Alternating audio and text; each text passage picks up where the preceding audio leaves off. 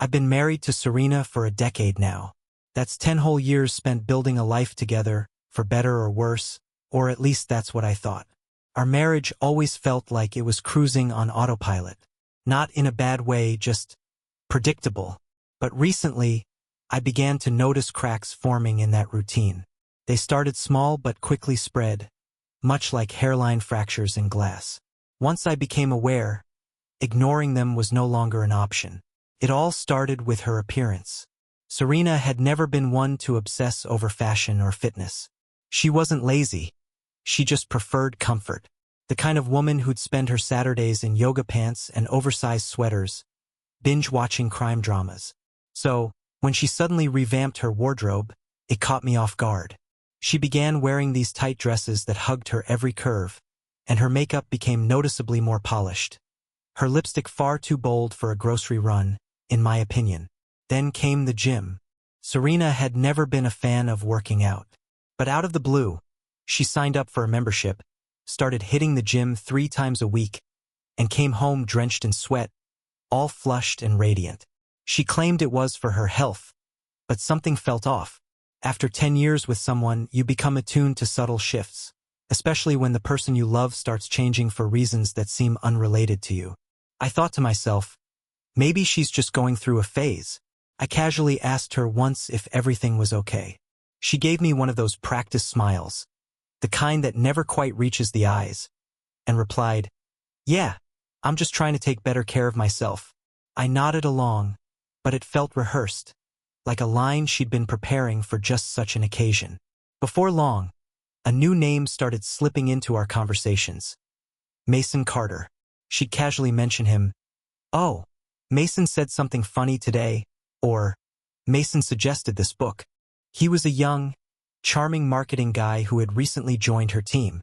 But the way she spoke about him was different. There was an excitement in her voice that I hadn't heard in ages. Yet every time I inquired about him, she became evasive. Too evasive. I sensed something was wrong, but I couldn't quite pinpoint it. Then came the late nights and work meetings. Initially, it was just once or twice, but soon those meetings began to seep into our weekends. Whenever I asked her about them, she'd roll her eyes and mutter something about deadlines. I wasn't buying it, but I chose not to push. Yet, the excuses became thinner with each passing meeting. One night, Serena returned home later than usual, and I could smell a perfume that wasn't hers. I kept quiet, but the tension in the room was palpable, like a loaded gun waiting to go off. That was the moment I realized I needed to start paying closer attention. Then there was her phone. She began keeping it face down on the table, small, but something I noticed right away. Serena had never been one to guard her phone like that. We used to be open, even sharing passwords for convenience. But now, the password had changed, and when I casually asked her about it, she brushed it off, claiming it was just a security update. Sure. The final straw came one evening when she left her phone unattended on the couch while she stepped into the bathroom. I knew it was a breach of trust, but part of me couldn't resist. I tilted the phone just enough to see the screen light up, and there it was, a message from Mason. "See you tomorrow? You're out of this world." Felt like I'd been punched in the gut. My hands turned cold, and my stomach twisted in knots. I wanted to confront her right then and there, but something held me back. Jake's voice echoing in my head, reminding me that anger wouldn't get me anywhere without solid proof. Jake Thompson is an old friend, a former private investigator who knows a thing or two about these situations. That same night, we met for drinks. I poured out my heart while nursing a beer, my grip on the bottle so tight I thought it might shatter. "You need to keep your cool," Jake advised, his voice steady and rational. "Jumping to conclusions without evidence will only give her the upper hand. You need to be smart about this." His advice resonated even though it frustrated me. All I wanted was to yell at Serena, demand answers, maybe even make a scene. But Jake was right. Confronting her without proof would backfire, leaving me looking like the paranoid, insecure husband. "What do I do now?" I asked, feeling helpless and exposed. Jake leaned back, stroking his chin thoughtfully. "You gather evidence. Observe her patterns. If she's cheating, You'll uncover the truth soon enough. That night, I left the bar with a heavy pit in my stomach. The possibility of betrayal was overwhelming. I replayed Mason's message over and over in my mind, dissecting every word and emoji, trying to make sense of it all. Sleep eluded me as I lay next to Serena, who was fast asleep, her breathing calm and steady, as if she didn't have a care in the world. I knew what I had to do next. This wouldn't be a simple confrontation. It would be an investigation. And if my fears were confirmed, then she wasn't just betraying me. She was dismantling everything we'd built together, piece by piece.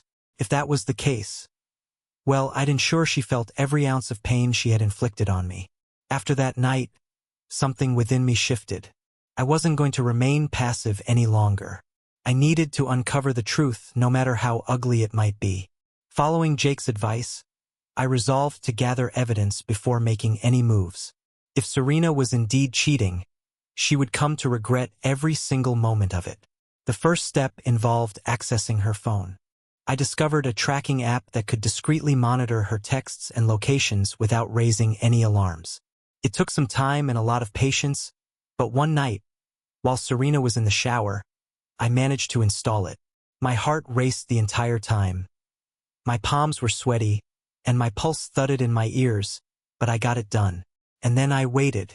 The following morning, I settled at the kitchen table, feigning interest in my emails while Serena busily brewed her coffee, blissfully unaware that every text she sent was now being fed directly to me.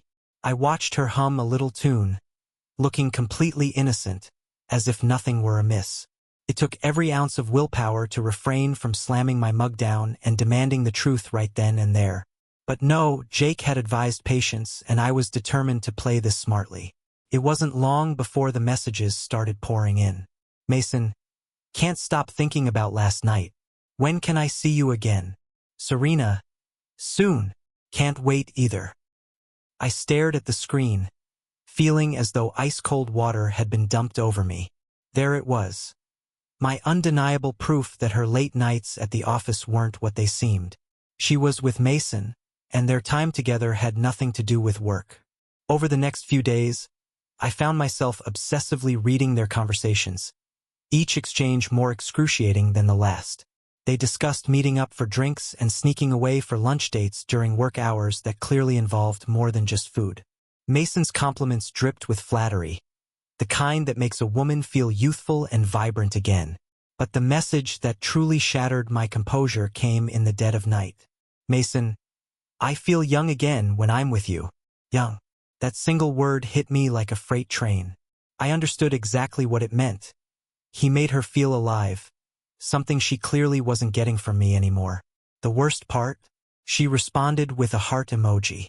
That night, as I lay next to her, every text replayed in my mind like a broken record. Her body radiated warmth beside me, yet she felt a million miles away. I ached to shake her awake, demand answers, scream at her for her treachery. But I held back. I needed more proof. Then came the night that solidified my suspicions. Serena mentioned she was going to visit a friend, an old coworker I'd never heard of before. I nodded and smiled, playing the role of the oblivious husband. But the moment she stepped out, I grabbed my keys and followed her. I kept a safe distance, making sure not to be seen, until I spotted her pull into the parking lot of a swanky restaurant downtown. And there he was, Mason, waiting at the entrance with that smug grin plastered on his face. She practically glided into his arms, and they intertwined their fingers like school kids in love. From my hidden vantage point, I watched them share dinner, their heads bent close together, laughing as if the world outside didn't exist. When they finished their meal and exited the restaurant, they didn't even bother with a goodbye at the curb. No, they hopped into a cab together and headed straight to a hotel. I followed them right to the entrance, my stomach churning in turmoil. I stood there, fixated on the revolving doors, fully aware of what was about to transpire. I could have burst in, caused a scene, and dragged her out by the arm to expose her in front of Mason and everyone else. But I didn't. Instead, I turned away and returned to my car, my hands trembling on the steering wheel during the entire drive home. I wasn't ready to confront her. Not yet. I still had one more step to take. A couple of days later, I showed up at her office under the pretense of delivering lunch. But my real intention was to meet Chloe Bennett. She was another marketing specialist, one who had always harbored resentment for Serena's achievements. If anyone had the inside scoop on the affair, it would be Chloe. She didn't disappoint. The moment I mentioned Mason's name, Chloe's demeanor shifted dramatically. Leaning back in her chair, a sly smile crept onto her lips. "Oh, so you're aware of them?" she said, her tone almost gleeful. "It's hardly a secret around here." My stomach twisted in knots. "So, everyone knows?" "Pretty much." She shrugged, clearly relishing my discomfort. "They're not exactly hiding it.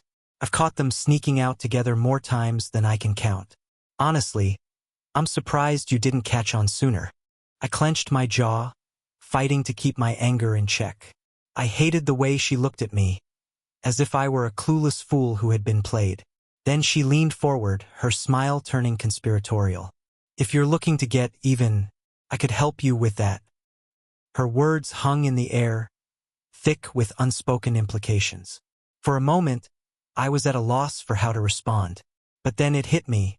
If Serena could betray me so easily, maybe it was time I played the same game. I gave Chloe a small, calculated grin. "I'm interested. Tell me more." And just like that, the first piece of my plan clicked into place. Once Chloe dangled the opportunity in front of me, I didn't hesitate. If Serena wanted to play dirty, I would ensure she felt the sting of her own medicine. Chloe was more than willing to join in on the scheme.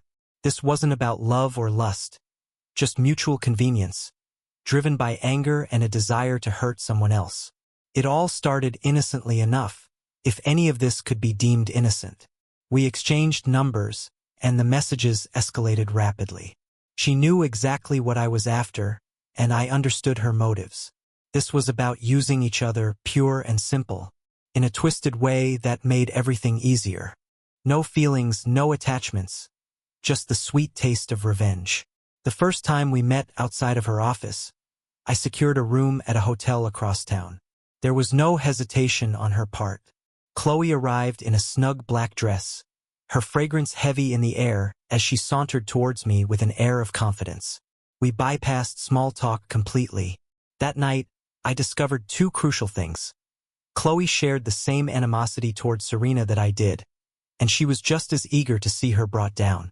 From that point on, our meetings became a regular occurrence. Sometimes at her apartment, other times in my car parked in discreet lots where we wouldn't draw any attention. However, my favorite rendezvous spots were right in Serena's line of sight, our home. I deliberately left traces of our encounters scattered about. A forgotten earring accidentally placed on the couch. A wine glass lingering on the coffee table. Just enough lipstick on the rim to make her stop and ponder. The faint trace of Chloe's perfume lingering on the pillows. These subtle hints were all part of my plan. I wanted Serena to feel the creeping unease, to realize that something was slipping through her fingers. Initially, she didn't seem to pick up on it, or perhaps she chose to ignore it, hoping it was just her imagination playing tricks. Yet I could see the tension building in her.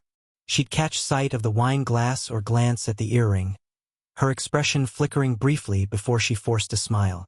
I could almost see the gears grinding in her mind, but she remained silent, at least for now. Meanwhile, my relationship with Chloe took on a bolder tone. I was no longer cautious, unlike the careful approach I had maintained with Serena. We began meeting at the house during the day, fully aware that Serena would be away. I ensured the sheets smelled like Chloe's perfume when Serena slipped into bed at night. It brought me a sick, twisted pleasure to know she was sleeping in the remnants of my infidelity without even realizing it. But the true thrill came from my conversations with Serena. I started posing loaded questions, subtle, rhetorical ones designed to chip away at her composure. "So, how was your meeting with your friend tonight?" I'd ask, wearing a smirk as she walked through the door, clearly exhausted from her supposed work commitments. She'd tense up, her smile faltering for a moment before she regained her poise. "It was fine. Nothing special." I would hum in response, letting the silence linger just long enough to make her squirm. Then I'd casually toss out another provocation. I've been thinking, we should plan a weekend getaway. Unless, of course, you're too busy with work. I could see irritation flicker in her eyes, and I knew that frustration bubbled beneath the surface. Yet she never took the bait, not yet. Instead, she would brush off my comments with a laugh or change the subject quickly, pretending everything was perfectly fine. But I knew the truth. I could see the cracks forming in her carefully crafted world, and I took delight in it. Every time I left something of Chloe's out in the open, every time I dropped a pointed question, I tightened the noose a little more. At night, lying next to Serena, I could feel the growing chasm between us. It was as if we were two strangers playing house. Her body lay beside me, but her mind was somewhere else, most likely with Mason. And honestly, I didn't care. I was far too busy plotting my next move. Chloe, for her part, thrived on the chaos we were creating. "Do you think she's catching on?" she asked one afternoon, her fingers trailing lazily down my chest as we lay entangled in the sheets. "Oh, she knows something's up," I replied with a grin. "She just hasn't figured out what it is yet." Chloe chuckled, a sultry sound that sent delightful chills through me. "Good. I hope it drives her insane." It was like a high-stakes chess match, every move carefully calculated, each step designed to push Serena closer to her breaking point, without actually tipping her over, at least not yet. I wasn't merely cheating on her.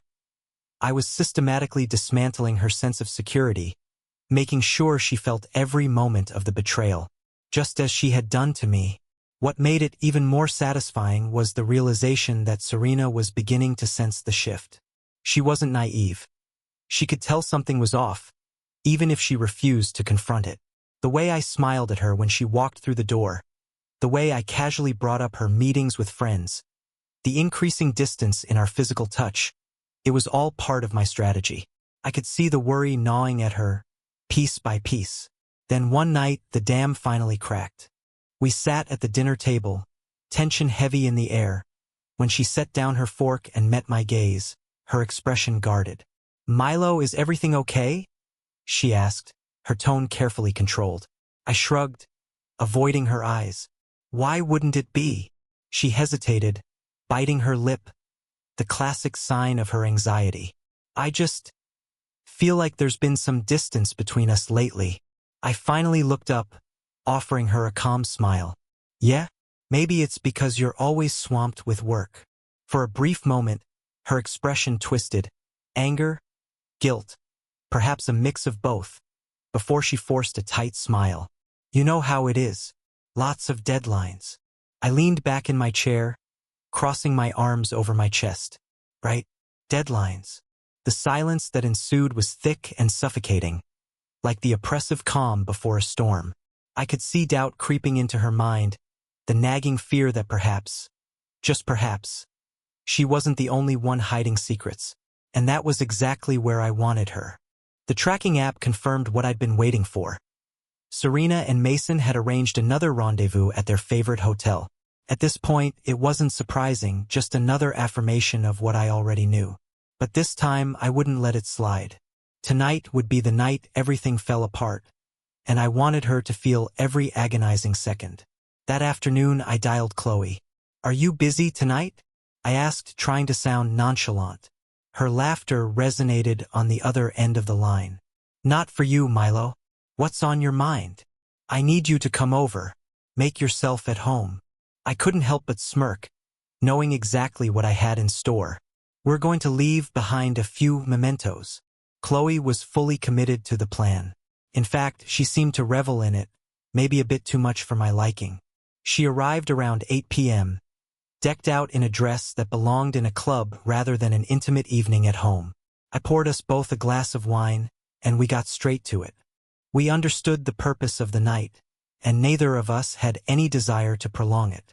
The encounter was mechanical, fueled more by a thirst for revenge than by any genuine intimacy. Chloe didn't hold back, and neither did I. We thrived on a shared dark energy, knowing that every second we spent together added another nail in Serena's coffin. The room filled with the mingled sense of perfume, sweat, and cheap wine. Exactly the atmosphere I wanted to create. After we finished, we sank into the couch, sipping our wine and whispering like two conspirators plotting a caper. I reached for my phone from the coffee table and snapped a quick photo of us intertwined on the couch, her lipstick smudged across her face, my shirt hanging open. It was the kind of picture that could narrate a story all by itself, should I ever need it. Think she'll catch the lipstick on the glass? Chloe asked, running her fingers playfully through my hair. Oh, she'll definitely notice, I replied with a smirk. And if that doesn't do the trick, the earring on the couch will be the cherry on top. Chloe laughed, clearly enjoying the chaos we were about to unleash. You're a dangerous man, Milo. Only when the situation calls for it, I replied, a grin creeping onto my face. We stayed up late, meticulously arranging the evidence so it would be obvious enough to draw her attention, yet subtle enough to not raise immediate suspicion.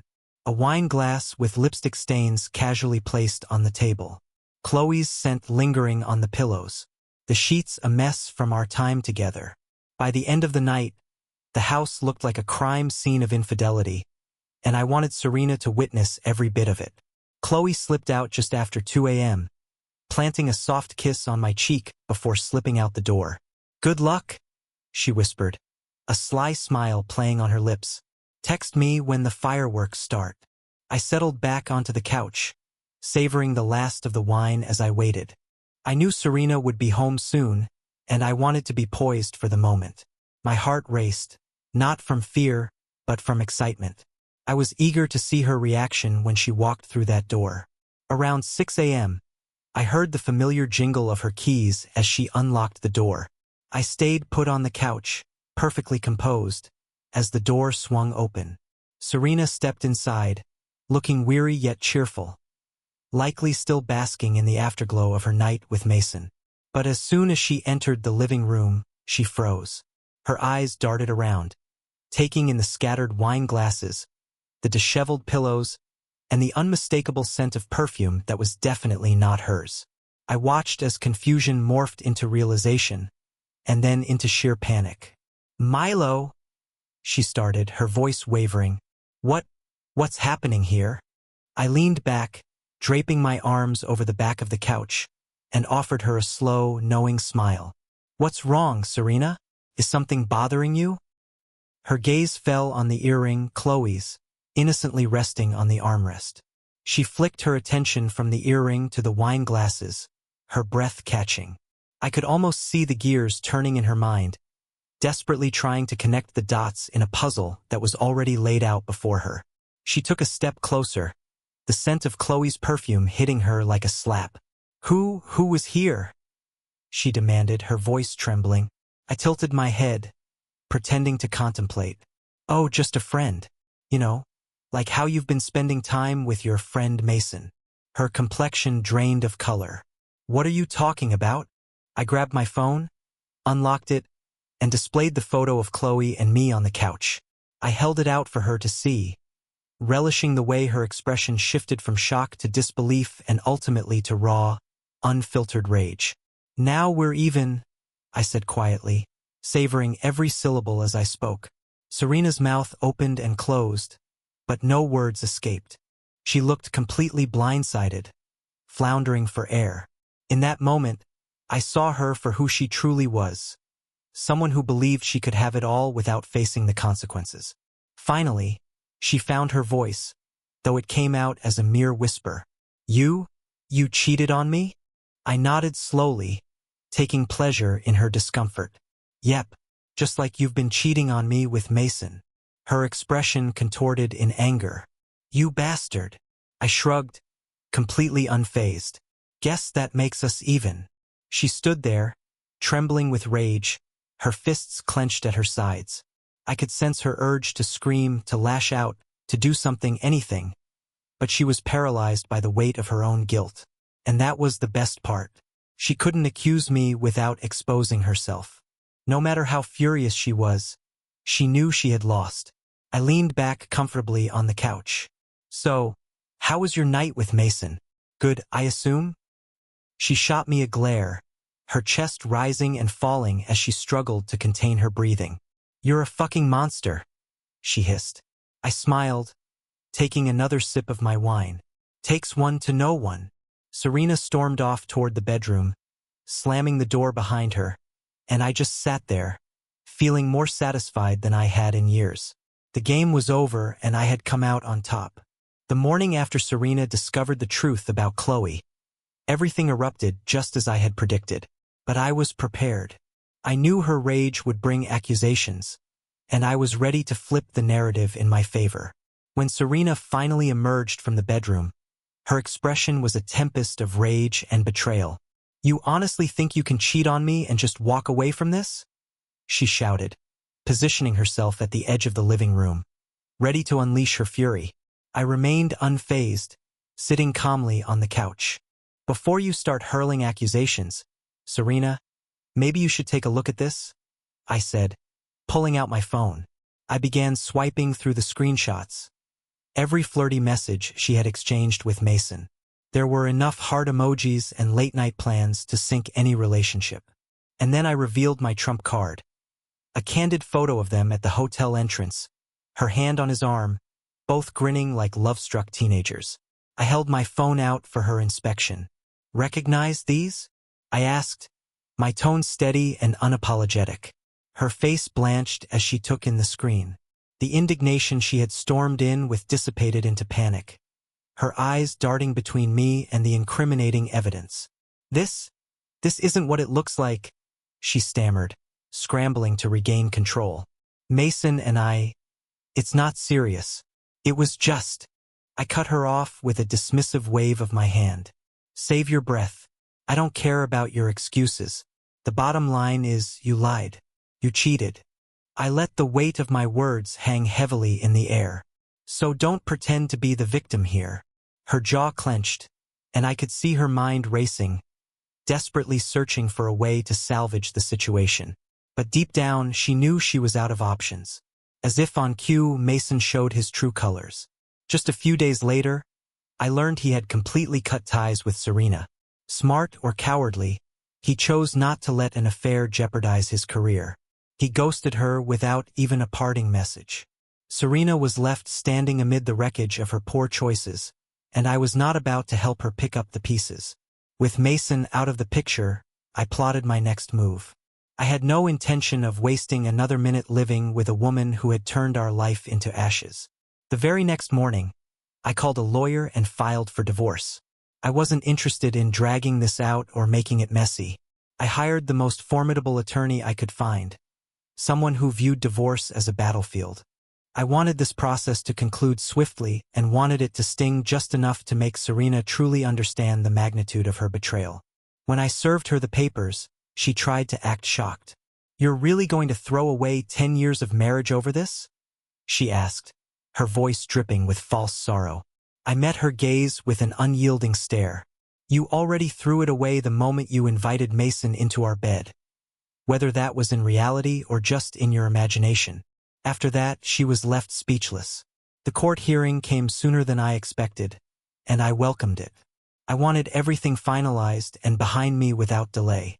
Serena showed up with her own attorney and made one last pitiful attempt to squeeze more alimony from me. "He can afford to pay more," she argued, her eyes glistening with unshed tears as she glanced at the judge. "After all, he's the one who has been unfaithful." My lawyer didn't flinch. He calmly rose, opened a folder, and laid out every shred of evidence I had meticulously gathered. The messages, the photographs, the hotel receipts. He presented it all with surgical precision, as if he were performing an operation. The judge flipped through the documents, his expression inscrutable. Then he turned to Serena, and for the first time I saw the reality hit her. Really hit her. There was no way to recover from this. She had no leverage, no emotional tail to sway the court. Her lawyer leaned in to whisper something, likely advising her to cut her losses. She looked like she might break down, but I felt no sympathy. She had made her choices, and now she had to deal with the consequences. The judge's ruling came quickly. The prenup we had signed, something Serena had scoffed at in the early days, held firm. She would receive a modest settlement, just enough to cover her essential needs, but there would be no alimony. And since we had no children, there was nothing else to contest. When the judge's gavel struck, it felt like the final pages of a book I should have tossed aside long ago. As we left the courtroom, Serena attempted one last time to reach out to me. "Milo, we could have salvaged this," she said, her voice quivering. "We could have started anew." I shook my head, the weight of my resolution settling over me like a liberating wave. No, Serena. "You broke it. I don't pick up broken things." She opened her mouth to retort, but I turned and walked away before she could speak. I didn't need to hear her excuses. There was nothing left to discuss. By the time I reached my car, I felt lighter than I had in years. It was over. The lies, the betrayal, the countless nights spent wondering about her whereabouts. It was all behind me. I sat in the driver's seat for a moment, taking a deep breath, and for the first time in ages, I felt free. Serena could sort out her own mess. As far as I was concerned, I owed her nothing. She had made her choices, and now she could face the aftermath. Once the divorce was finalized, I knew I had to leave it all behind. Staying in the same town, surrounded by old memories and familiar faces, would only keep me anchored to the past. I needed a fresh start, somewhere far removed from the echoes of my marriage. So I sold the house, everything, and set out for a new city, a place where I could begin again. Moving wasn't just about putting distance between us. It was about reclaiming a life I had buried beneath 10 years of compromises. I had always dreamed of opening a café, but that aspiration had somehow fallen by the wayside. Serena had never believed it was a feasible idea, and I had allowed her to convince me it wasn't worth pursuing. But now it was my turn to decide what was worth chasing. The first few months after opening the café were a whirlwind of exhaustion and exhilaration. I found a quaint little space in a bustling area of town, a perfect corner spot with large windows that invited in an abundance of natural light. I poured every ounce of my energy into that café, from selecting the coffee beans to crafting the menu. It became my all-consuming passion, filling the voids where regret and anger had once resided. When the doors finally swung open, I had no idea what to expect. To my surprise, the café took off faster than I could have imagined. It wasn't just about the coffee, though customers raved about it. It was the atmosphere, the sense of community that enveloped the place. Locals began to stop in for their morning brews, and before long, the café transformed into a second home for many. For the first time in years, I felt like I was creating something that was authentically mine. Running the café wasn't merely a job. It was a taste of freedom. I answered to no one but myself. Each choice, every small victory, belonged to me. I found joy in the little things. Chatting with regulars, experimenting with new coffee blends, and staying late to rearrange the decor just because I could. Felt exhilarating. Felt right. And then I met Tessa. It happened during a local art event one weekend. I had pushed myself to attend, figuring I needed to start engaging with new people and break free from my own thoughts. As I browsed through a display of paintings, a woman beside me made a witty remark about the absurd price tag on one of the pieces. Who in their right mind pays $5,000 for a painting that looks like it was done by a toddler who had one too many? She quipped, her voice light and playful. I turned to see Tessa Mason standing there. She wasn't flashy or overly styled like some of the women I had encountered in my past. Instead, she radiated a natural charm, with a warm smile and an approachable demeanor that instantly put me at ease. We ended up chatting for the rest of the night, transitioning from the gallery to a nearby bar, sharing stories over drinks. There was something refreshing about her, an honesty that felt invigorating, like inhaling clean air after years spent suffocating in secrets and lies. We took our time getting to know one another, meeting for coffee, going for walks, and connecting without the weight of pretense or pressure. Tessa was aware of my past, at least the broad strokes, and she never held it against me. In fact, she admired my resilience, the way I had picked myself up and forged a new path. "This café," she said one evening as we sat outside, watching the sun dip below the horizon. "It's not just a business, is it? It represents a whole new chapter in your life." I nodded, realizing how spot on she was. Yeah, something like that. Being with Tessa felt effortless, a stark contrast to my previous experiences. There were no games, no deceit, just two people navigating life together. We began dreaming up plans, discussing trips we wanted to take, and places we longed to explore. I shared my ambitions of opening another cafe one day, maybe even branching out into new ventures. "Why limit yourself to just one?" she teased, her eyes sparkling with enthusiasm. "You could launch an entire chain. Let's not get ahead of ourselves." I laughed. But the truth was, the idea excited me. For the first time in a long while, the future didn't seem like a burden. It felt like an adventure. Our relationship blossomed naturally, devoid of drama or complications. Tessa wasn't merely a distraction from Serena's absence. She was someone with whom I could genuinely build a life, one rooted in trust and mutual respect. With her, I felt liberated from the weight of my past. I held no bitterness or anger towards Serena and Mason. They were merely a regrettable chapter in a book I had already closed. Now I was crafting a new narrative, one that was entirely my own, from the first word to the last. One evening, as we sat on the beach discussing our next getaway, a surreal realization washed over me. I was truly happy. Not because everything was flawless, but because I was free. Free to live life on my terms. Free to love without hesitation. And free to finally leave the pain of my past behind. And that, I understood, was the most satisfying form of revenge. It wasn't about anger or bitterness. It was about living well.